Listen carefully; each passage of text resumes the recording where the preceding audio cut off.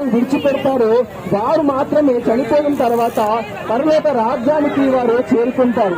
ప్రతి మనిషి కూడా చనిపోతాడు.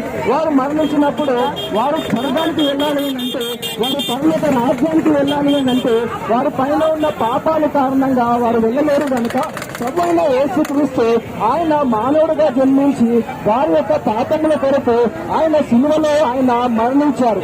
కనుక యేసుక్రీస్తు యొక్క సిలువ బలియాగం నమ్మి ఎవరైతే వారి యొక్క పాపములను విడిచిపెట్టి యేసుక్రీస్తును ఎవరైతే ఒప్పుకుంటారో, వారి హృదయంలో ఎవరైతే విశ్వసిస్తారో వారి యొక్క పాపములు క్షమించబడతాయి.